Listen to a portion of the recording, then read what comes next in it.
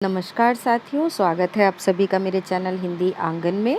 और हमारा प्रयास रहता है कि आपकी परीक्षा अभ्यास में हमारा भी कुछ योगदान हो, जिससे आपको सहायता प्राप्त हो।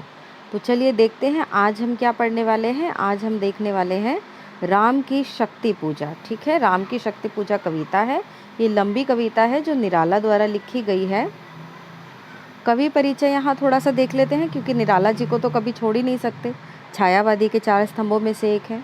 महाकवि निराला के व्यक्तित्व से सराबोर प्रस्तुत कविता उनके जीवन की महत्वपूर्ण सर्जना तो है ही, हिंदी साहित्य की भी एक अमूल्य निधि है। बिल्कुल सही बात है। निराला ने अपने जीवन में जो 2-3 प्रबंधात्मक और महाकाव्य के औदात्य से पूर्ण रचनाएं रची, उनमें से यह एक सर्वाधिक महत्वपूर्ण कृति है। सन 1936 में रची गई इस कविता का सृजन राम रावण युद्ध की पृष्ठभूमि पर हुआ है। इस चीज़ को आप अंडरलाइन कर सकते हैं कि ये राम और रावण के युद्ध की पृष्ठभूमि पर लिखी गई कविता है। कवि ने सहज मनोविज्ञान का सहारा लेकर इस पौराणिक और ऐतिहासिक युद्ध के राम के व्यक्तित्व को आधुनिक मानवीय बड़ी कुशलता से रचा है। रावण से पराजित राम का अंतर्द्वंद और संघर्ष वास्तव में मानवता का शाश्वत अंतर्द्वंद और संघर्ष बनकर इस कविता में अभिव्यंजित हुआ है। ये अंडरलाइन करने योग्य है। इसको अंडरलाइन कर लीजिएगा कि रावण से पराजित राम का अंतर्द्वंद, यानी कि रावण को पराजित करने के बाद राम खुद अंतर्द्वंद में थे और उनका जो वास्तव में संघर्ष था वो मानवता का शाश्वत अंतर्द्वंद और संघर्ष बनकर इस कविता में अभिव्यंजित हुआ है। अपने युग को संदेश देने की अद्भुत क्षमता भी इस कविता में विद्यमान है। वह यह है कि नवीन अर्थात समयानुसार शक्ति का चयन कर शत्रु पक्ष के अनुरूप ही शक्ति साधना करके अपने अस्तित्व, व्यक्तित्व और जीवन के मान मूल्यों की रक्षा संभव हो सकती है। अपराजयता का भाव हमेशा रखना चाहिए, वही विजय का विधायक होता है। बिल्कुल सही बात है, क्योंकि हमें हौसला होना चाहिए। इसके साथ ही कवि ने अपने निराशा के द्वंद से ग्रस्त किंतु अपराजय व्यक्तित्व की झलक भी इस कविता से मिल जाती है। अपनी भाषा शैली के औदात्य के कारण भी यह कविता अत्यधिक महत्वपूर्ण स्वीकार की गई है। इसमें काव्य के कई विधायक रूपों का सुंदर समन्वय भी देखने को मिलता है। तो आगे देखेंगे इसमें क्या कहते हैं कवि के विषय में। कविवर निराला ने जो थोड़ी सी प्रबंधात्मक रचनाएं रची हैं, उसमें सरोज स्मृति अत्यधिक महत्वपूर्ण रचना मानी जाती है। कवि जीवन की समूची करुणा इस रचना में जैसे साकार हो उठी है। निराला जी की प्रिय पत्नी का असमय ही देहांत हो जाता है।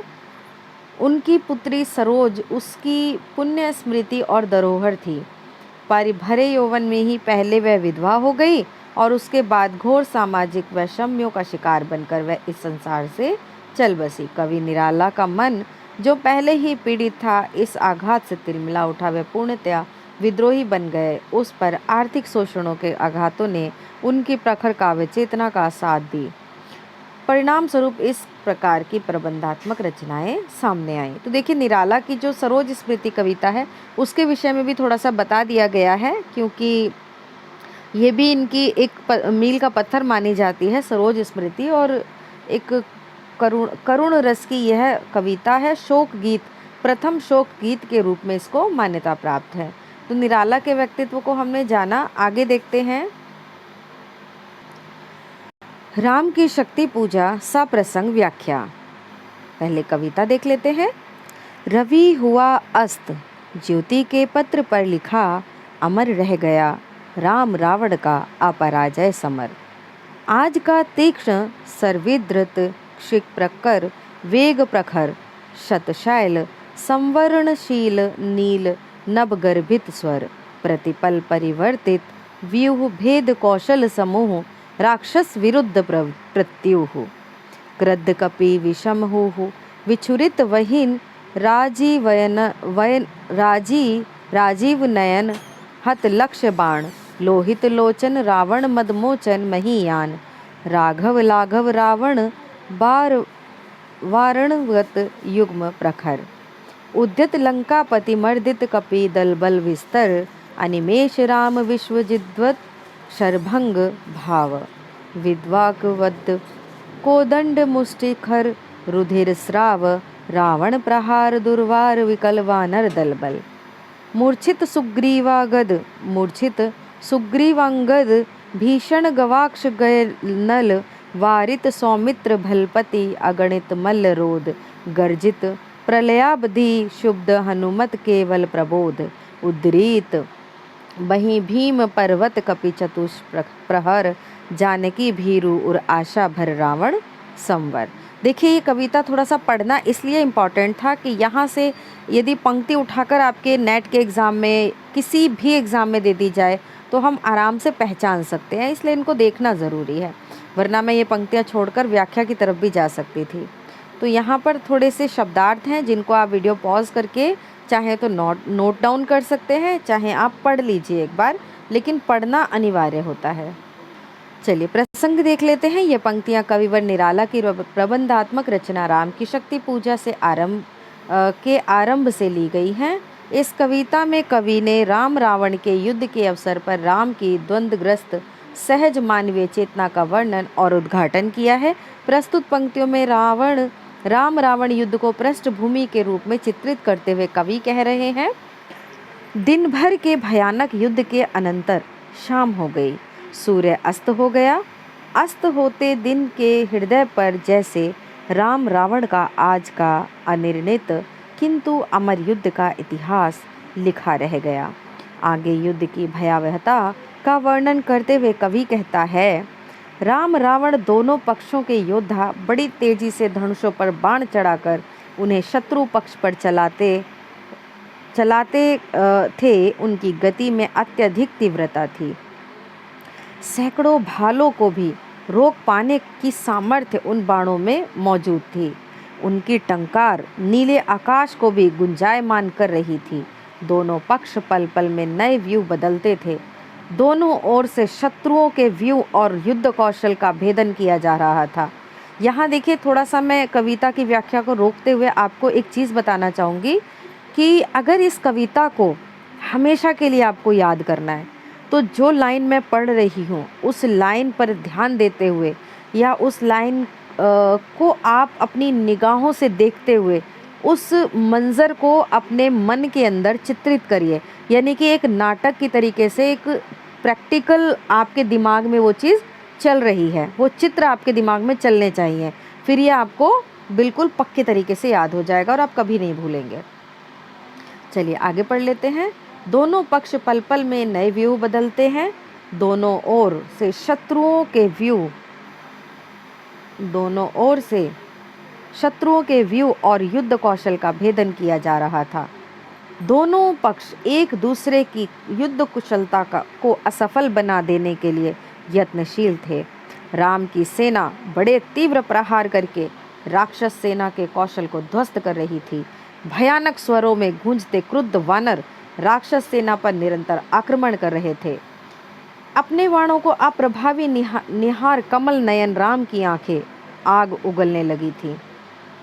वे रक्त नयनों से आगे बढ़कर रावण के अहंकार को नष्ट कर देना चाहते थे, पर आगे बढ़कर आक्रमण करते राम के प्रयत्न को रावण बड़ी चतुराई से नष्ट कर देता था। इस प्रकार निरंतर युद्ध होता रहा। 2 पहर बीत गए। दुस्साहसी रावण बड़ी तीव्रता से वानर सेना की शक्ति को, उसके विस्तार को मिट्टी में मिला रहा था। राम विश्व विजेता होने पर भी निशाने से भ्रष्ट अपने बाणों को आश्चर्यचकित दृष्टि से असमर्थता के भाव से देख रहे थे। उनके दिव्य बाणों का सारा प्रभाव आज जैसे विनष्ट होकर रह गया था। उनसे अपनी विनष्ट हो रही सेना की रक्षा भी नहीं हो पा रही थी। रावण के तीखे बाण प्रहार से राम का शरीर बिंध गया था, पर क्रोधावेश के कारण धनुष बाण उनकी रक्त से सनी मुट्ठियों में कसता जा रहा था।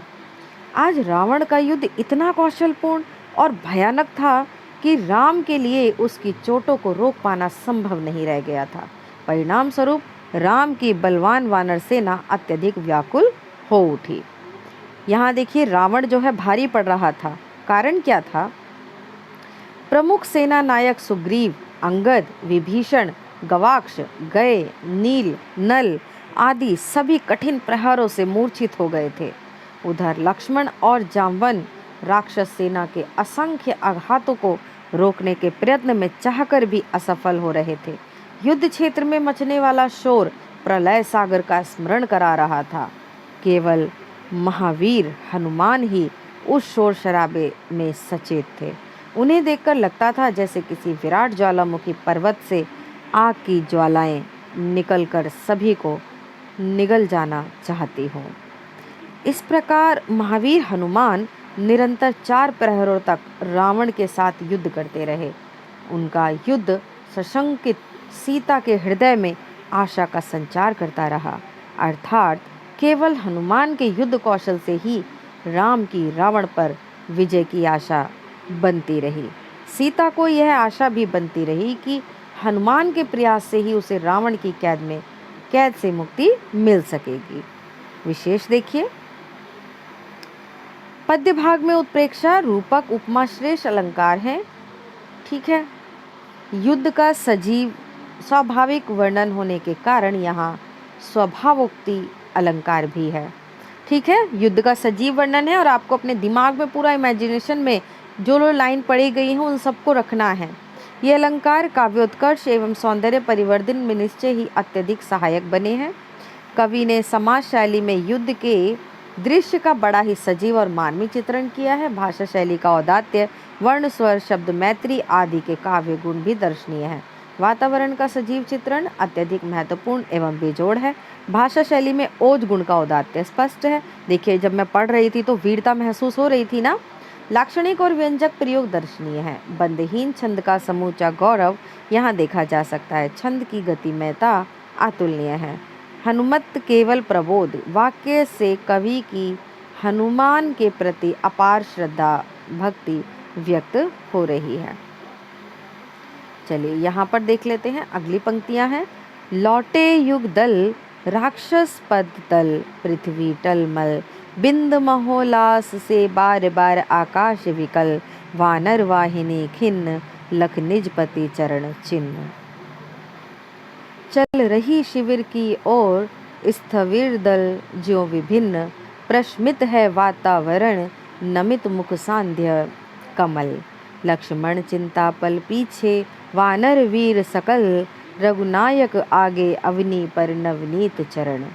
लब्ध धनु गुण है कटिबंध त्रस्त तूणीर धरण, दृढ़ जटा मुकुट हो विपर्यस्त प्रतिलट से खुल। फैला पृष्ठ पर बाहुओं पर वृक्ष पर विपुल, उतरा ज्यों दुर्गम पर्वत पर नैशांधकार। चमकती दूर ताराएं ज्यों हो कहीं पार, आए सब शिविर सानु पर पर्वत के मंथर।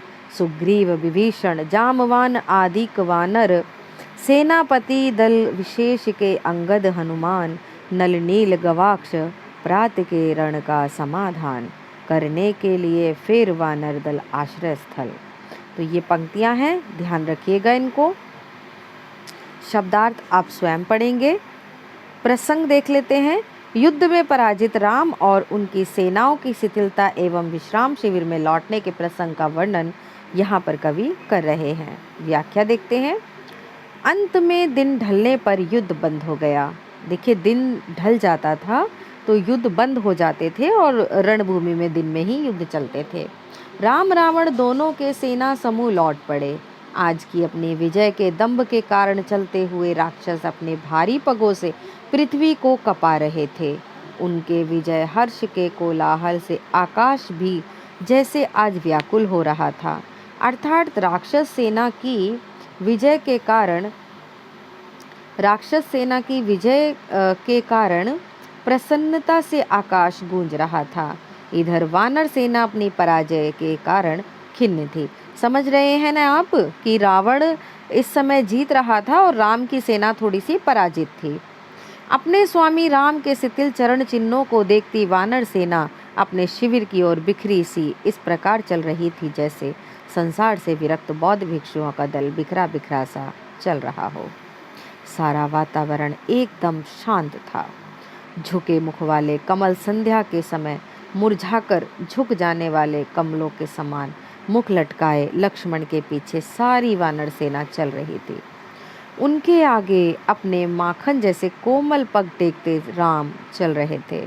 उनके धनुष की डोरी इस समय ढीली पड़ रही थी। तरकश को धारण करने वाला कमरबंद भी एकदम ढीला ढीला हो गया था। उनकी जटाओं का दृढ़ मुकुट भी ऐसे अस्त व्यस्त होकर उससे निकलकर बोलो कि लटें उनके मुख पर फैल रही थी, पीठ पर बिखर रही थी। इस प्रकार मुख, पीठ और बाहों पर फैल रही लटों के कारण राम इस समय ऐसे प्रतीत हो रहे थे जैसे किसी कठिन पर्वत पर रात्रि का अंधकार उतर आया हो। तो आप राम की दशा भी यहाँ पर जो देख रहे हैं ना, जो हम पढ़ते हैं उसकी छवि, उसका चित्र अपने मन के अंदर अंकित कीजिए। तब क्या होता है, चीज़ें प्रैक्टिकल होती हैं और हमें अधिक देर तक याद रहती हैं कि किस प्रकार राम चल रहे हैं और उनकी लटें उनकी पीठ पर, उनके हाथों पर, उनके आगे लटक रही हैं, है ना। और पसीना आ रखा है और क्या एकदम जैसे युद्ध से लौट कर आए हैं और थके थके उदास से, ऐसे आप इमेजिन कर सकते हैं। उस अंधकार में राम की उदास आंखें चमक रही थीं, जैसे तारे दूर से झिलमिलाते हुए दिखाई दे रहे हों। भाव यह है कि अस्त व्यस्त और खिन्न होने पर भी राम के नयनों में अभी एक आशा, एक चमक बाकी थी।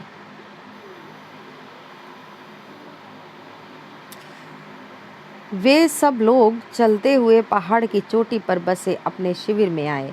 सुग्रीव, विभीषण, जाम्बन आदि वानर विशेष दलों के सेनापति अंगद, हनुमान, नल, नील, गवाक्ष आदि अपनी सेनाओं को विश्राम शिविरों की ओर लौटाकर अगली सुबह होने वाले युद्ध के लिए विचार विमर्श करने की खातिर बड़े ही मंद कदमों से अर्थात पराजय की चिंता में डूबे वहां पर पहुँचे।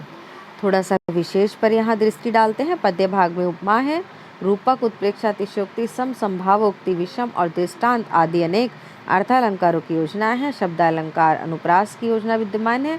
आधुनिक अलंकार मानवीकरण का प्रकृति यहाँ पर विद्यमान है। और वातावरण चित्रण, मन स्थितियों का बिंबात्मक उद्घाटन बड़ा मार्मिक है, व्यापक और विराट बन पड़ा है। दृश्य विधान भी सजीव और सार्थक है। सार्थक और सजीव का अर्थ क्या है कि जो आप पढ़ रहे हैं वो आपके दिमाग में एक छवि बना रहा है। पराजित लौटते राम के व्यक्तित्व चित्रण में कवि के निजी व्यक्तित्व की स्पष्ट झलक है। संध्या का वातावरण मनोद्वंद के सर्वथा अनुकूल है। दुर्गम पर्वत पर रात के अंधकार का उतरना एक श्रेष्ठ विराट अनुभूति को जगाने वाला है। भावों की सूक्ष्म व्यंजकता यहाँ देखी जा सकती है। सभी कुछ मनोविज्ञान सम्मात है। कवि ने मध्यवर्ती तुक का प्रयोग किया है। छंद बंधन से युक्त काव्य का समूचा वैभव यहाँ विद्यमान है। स्वर, वर्ण, शब्द, मैत्री और अनवरत प्रवाह अपना अलग सौष्ठव और महत्व रखते हैं। चलिए फिर थोड़ा सा पंक्तियों को देख लें। बैठे रघुकुल मणि श्वेत शिला पर, ये पंक्ति अंडरलाइन कर लीजिएगा क्योंकि इसके आने का अनुमान हो सकता है। बैठे रघुकुल मणि श्वेत शिला पर निर्मल जल, ले आए करपल शालनार्थ पटु हनुमान। अन्य वीर सर के गए तीर संध्या विधान, वंदना ईश की करने को लौटे सत्वर। सब घेर राम को बैठे आज्ञा को तत्पर, सब घेर राम को बैठे आज्ञा को तत्पर। पीछे लक्ष्मण सामने विभीषण भल्लदीर, सुग्रीव प्रांत पर पद पद्य के महावीर। यथुपति अन्य जो यथास्थान हो निर्निमेष, देखते राम को जित सरोज मुख श्याम देश। देखिए बहुत ही सुंदर पंक्तियां हैं और इनको आप थोड़ा ध्यान दे लीजिएगा। प्रसंग देखते हैं। पर्वत के शिखर पर बसे शिविर के बाहर अपने समस्त प्रखर सेना नायकों आदि के साथ कल के युद्ध के बारे में विचार विमर्श के लिए राम बैठे। इस प्रसंग का वर्णन यहाँ निराला जी ने बहुत सुंदर तरीके से किया है। रघुवंश के श्रेष्ठ राम एक श्वेत पत्थर पर आसन पर बैठ गए हैं। उसी क्षण स्वभाव के चतुर हनुमान उनके हाथ पांव धोने के लिए स्वच्छ पानी ले आए। बाकी के सभी वीर योद्धा सांध्यकालीन पूजन पाठ आदि करने के लिए पास वाले सरोवर के किनारे पर चले गए। वे लोग अपने संध्या कर्मों से जल्दी ही निवृत्त होकर वापस लौट आए। राम की आज्ञा को तत्परता से सुनने के लिए सभी लोग उन्हें घेर कर बैठ गए। कि भाई अब कुछ तो बताएंगे भगवान राम कि कल कैसी रणनीति हमें अपनानी है। लक्ष्मण राम के पीछे बैठे थे, विभीषण मित्र भाव के सामने बैठा था और धैर्यवान स्वभाव वाला जाम्बान भी उनके साथ ही बैठा था। राम के एक तरफ सुग्रीव थे और चरण कमलों के पास महावीर हनुमान विराजमान थे। देखिए, जिस तरह से आपको स्थिति बताई जा रही है, बिल्कुल अपने दिमाग में बिठा कर रखिए। कितना सुंदर वर्णन है, कितना सुंदर चित्र बन रहा है। बाकी के सभी सेना नायक अपने अपने उचित और योग्य स्थानों पर बैठकर रात के नीले कमल के विकास और शोभा को भी जीत लेने वाले श्याम मुख को देख रहे थे। विशेष क्या है, पद्य भाग में स्वभोक्ति, रूपक, प्रतीप आदि अलंकारों का बहुत ही प्यारा वर्णन किया गया है। कवि ने पौराणिक भक्ति चेतना और राजनीति से आदि से संबंधित सांस्कृतिक चेतना के अनुरूप ही सभी के उचित स्थानों पर बैठने का विधान किया है। पादपद्य के महावीर पद द्वारा दास्य भक्ति भाव की प्रतिष्ठा की गई है। विभीषण को राम का मात्र शरणागत नहीं मित्र दिखाया है। ठीक है, चलिए अगली पंक्तियों की तरफ चलते हैं। ये बताइए वीडियो कैसा लग रहा है सभी को। अगर आपको वीडियो अच्छा लग रहा है और आपकी पढ़ाई में, आपकी स्टडी में मेरी वजह से अगर कुछ बदलाव महसूस होता है तो मेरी वीडियो को लाइक ज़रूर करके जाइएगा, बिना लाइक कीजिए नहीं जाइएगा। ठीक है, और सब्सक्राइब कर दीजिएगा चैनल को, वीडियो को अपने मित्रों के साथ शेयर ज़रूर कीजिएगा। चलिए पंक्तियाँ पढ़ते हैं। हे अमानिशा उगलता गगन घन अंधकार, हे अमानिशा उगलता गगन घन अंधकार, खो रहा दिशा का ज्ञान, स्तब्ध है पवनचार। अप्रतिहत गरज रहा पीछे अंबुदी विशाल, भूधर ज्यों ध्यान मग्न केवल जलती मशाल। स्थिर राघवेंद्र को हिला रहा फिर संशय, रह रह उठता जग जीवन में रावण जय जय। जो नहीं हुआ आज तक हृदय रिपुदम में श्रांत, एक भी अयुत लक्ष्य में रहा जो दुराक्रांत। कल लड़ने को हो रहा विकल, वह बार बार असमर्थ मानता मन उद्यत को हार हार। चलिए आगे देखते हैं। प्रसंग कहता है कि कल के युद्ध विषय पर विचार विमर्श करने के लिए जब राम की सभी जुटी, उस समय के रात्रिकालीन प्राकृतिक वातावरण का वर्णन करते हुए कविवर निराला यहाँ क्या कह रहे हैं। अमावस्या की सघन रात्रि है और आप सभी जानते हैं अमावस्या की रात्रि कैसी होती है, बिल्कुल अंधकार से भरी, काली, और माहौल भी ऐसा है कि डर लग रहा है कि कल क्या होने वाला है। तो जब भगवान बैठे हैं, सबकी आस भगवान से लगी, तो एक तरह से क्या देखा जा रहा है कि हम लोग, जब हमारा परिवार होता है, हमारे परिवार पर कोई संकट आता है, तो आपकी आशा किससे लगती है? परिवार के मुखिया से। वैसे तो आजकल के बच्चों के लिए परिवार के मुखिया की कोई वैल्यू नहीं रह गई है। मम्मी पापा पूछे बेटा कहाँ जा रहे हो, तो कहते हैं हम बड़े हो गए हैं, आप क्यों पूछ रहे हैं, है ना। लेकिन जब कष्ट आता है, जब परेशानी आती है, आप जानते हैं ना कि पुराने समय में संयुक्त परिवार क्यों होते थे। संयुक्त परिवार इसीलिए होते थे क्योंकि जो मुखिया होता है वो कितना भी बूढ़ा हो जाए, और वो जितना बूढ़ा होता है ना उतना अनुभवशील होता है, और वही आपको भवसागर पार कराता है। तो आज का एकल परिवार है, फिर भी माँ बाप मुखिया हैं, लेकिन बच्चे उनकी भी नहीं सुनते हैं। तो कुल मिला के मैं यहाँ पर थोड़ा सा यही बताना चाहूँगी कि जब कठिनाई आती है जीवन पर, जब परिवार पर कठिनाई आती है, तो तारने का सारा श्रेय मुखिया को ही जाता है, और सब हाथ गिरा देते हैं और सब सोचते हैं हमारे मुखिया को जो बोलेंगे उस तरह से ही हमारा जो है तारण होगा। अगर मेरी बात सही लगी तो लाइक बजाइए, बढ़िया सा लाइक दीजिए। अमावस्या की सघन रात्रि है, लगता है कि जैसे आकाश गहरा अंधकार उगल रहा हो।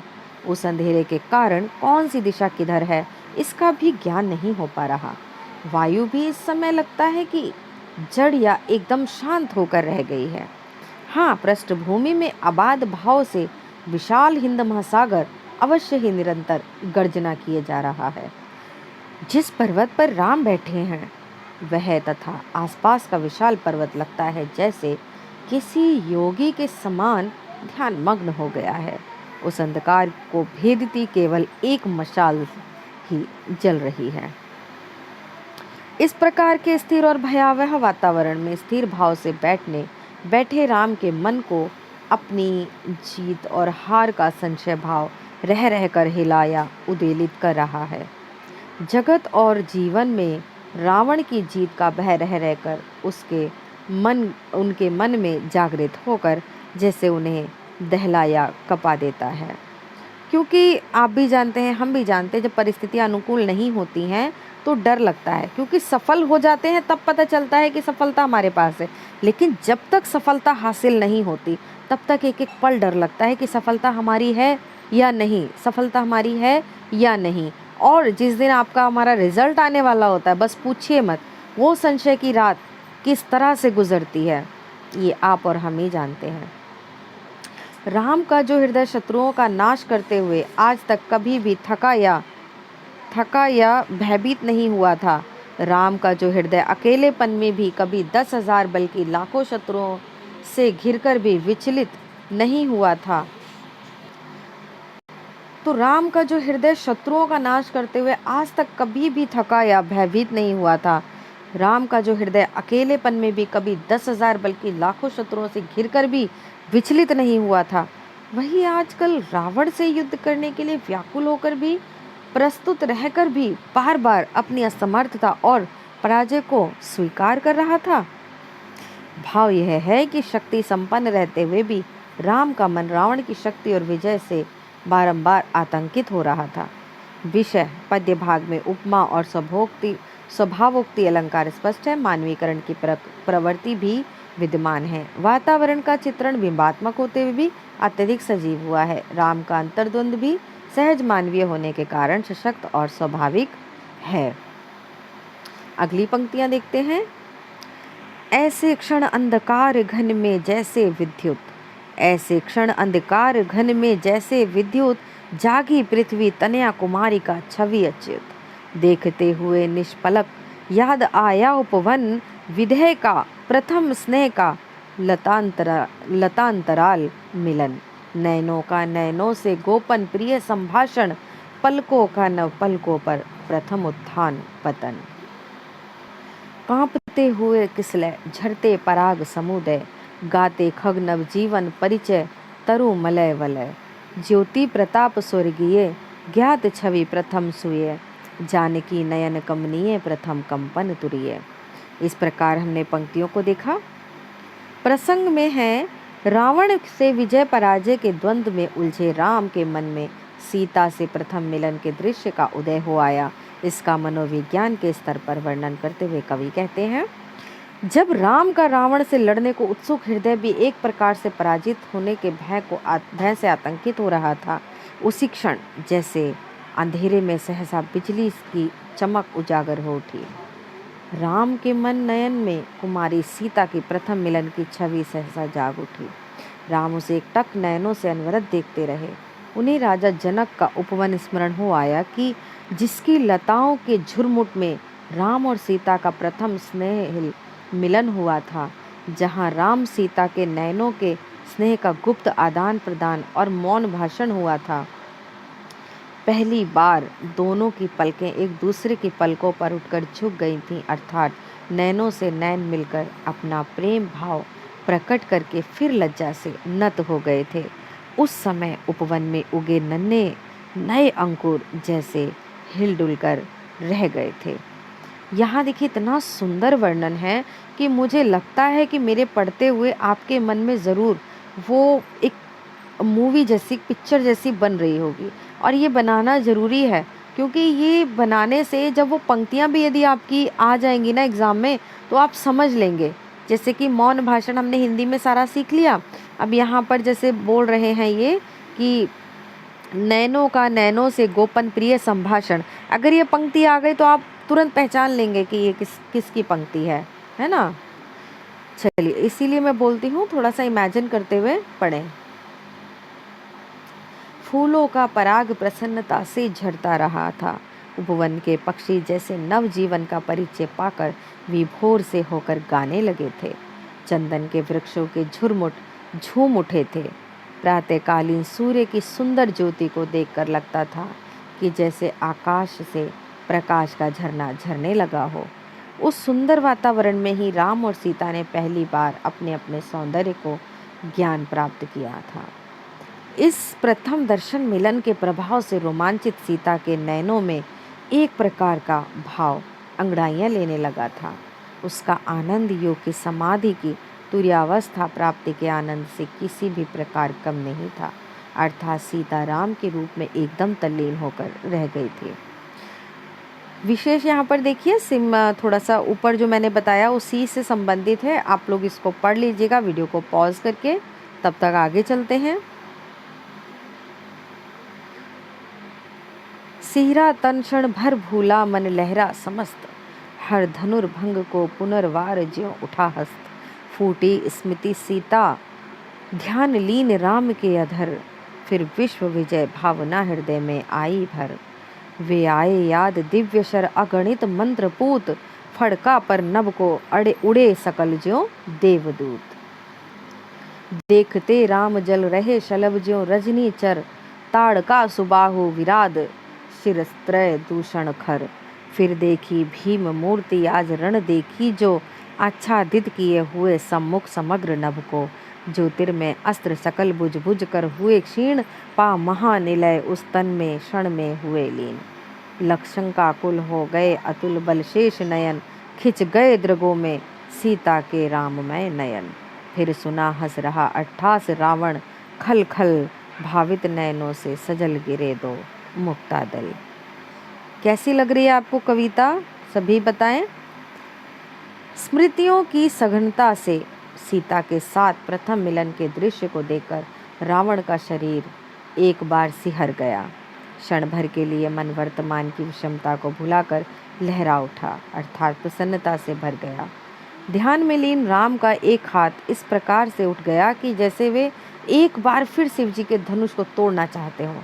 जैसे हम लोग कभी ध्यान में होते हैं ना, तो एकदम अचानक से मूवमेंट होने लगता है, वैसा ही हुआ।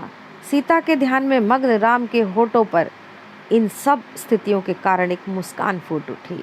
उनके हृदय में एक बार फिर विश्व को विजय करने का भावना भर आई। उन्हें अपने वह अनेक अलौकिक बाण याद आने लगे जो कि मंत्रों से शोभित किए गए थे, जो देवदूत के समान ही अपने पंख जैसे फड़फड़ाकर आकाश में उड़ गए थे। अपने ध्यान में उसी प्रकार मग्न रहकर राम ने फिर देखा कि जैसे दीपक की लौ पर पतंगे जलते हैं, उसी प्रकार उनके बाणों की आग में राक्षस जल रहे हैं। उसमें ताड़का, सुबाहु, विराग, त्रिशिर, खल, दूषण आदि राक्षस पतंगों के समान ही जल जलकर मर रहे हैं। इसके बाद राम के नयनों में आज के युद्ध के अवसर पर देखी गई विशाल मूर्ति साकार हो उठी, जिसने आज सारे आकाश को ढक रखा था, जिसके विशाल अंतराल में राम के समस्त तेजस्वी अग्नि बाण समाकर बुझकर रह गए थे। उस भयानक आकार वाली मूर्ति के विशाल शरीर में राम के सारे बाण देखते ही देखते समा गए थे। अपने बाणों की इस दुर्गति को देखकर अतुलनीय बलशाली राम भी हार की आशंका से व्याकुल हो उठे। उनकी आंखों में तत्काल सीता के वे नयन खिंच गए जिनमें उन्हीं यानी राम की मूर्ति समाई हुई थी। फिर सहसा राम को रावण का खिलखिलाता हुआ भयानक अट्टहास सुनाई देने लगा। 28 मतलब अट्टहास का मतलब हुआ कि व्यंग्यात्मक जो हंसी होती है। उसे सुनकर सीता की स्मृतियों में खोए राम की आंखों में अपनी असमर्थता के प्रतीक आंसू रूपी मोती झरने लगे। विशेष देखते हैं। प्रस्तुत पद्य भाग में कवि ने उमा रूपक उत्प्रेक्षा दृष्टांत विरोधाभास जैसे अलंकारों का प्रयोग किया है। विरोधी परिस्थितियों का चित्रण सर्वथा मनोविज्ञान सम्मत कहा जा सकता है। ऐसे वर्णन द्वारा कवि का उद्देश्य राम को विजय की उत्तेजना और प्रेरणा दिलवाना है। इस पद्य भाग में परस्पर विरोधी और सहायक रसों की समन्वती योजना की दर्शनीय है। एक तरफ श्रृंगारिक वर्णन है तो दूसरी ओर वीर और भयानक रसों की उचित योजना है। इससे काव्य में स्वतः औदात्य तत्व आ गया है। देखिए, हम यहाँ तक पढ़ चुके हैं। ये बहुत लंबी कविता है तो हम आगे अगली वीडियो में कवर करेंगे। अगर आपको अगली वीडियो तक जाना है तो कमेंट में ज़रूर लिखिए। कल इसकी अगली वीडियो भी अपलोड हो जाएगी। तब तक इतना ही पढ़ लेते हैं, क्योंकि जितना पढ़ें उतना याद भी रहना जो कि ज़रूरी है ना। तो कैसा लगा आपको वीडियो? अब फिर भी बोल रही हूँ, चैनल को बिना सब्सक्राइब किए नहीं जाना प्लीज़। बहुत मेहनत लगती है, कितने सारे वीडियोस डाले हैं, व्याकरण के कितने सारे वीडियोस हैं कि अगर आप एक बार देख लें तो दोबारा आपको कंटेंट पढ़ने की ज़रूरत नहीं पड़ेगी। अलंकार के इतने अच्छे वीडियोस मैंने डाले हैं कि आप अलंकार अगर मेरी ट्रिक से पढ़ लें तो आप भविष्य में कभी अलंकार नहीं भूल सकते। मेरे चैनल पर सभी वीडियोस पड़े हुए हैं और आप उन वीडियोस को आसानी से पढ़ सकते हैं, अपने जीवन में उससे फ़ायदा ले सकते हैं। तो प्लीज़ चैनल को सब्सक्राइब करके जाइएगा, वीडियो को लाइक ज़रूर कीजिएगा। धन्यवाद।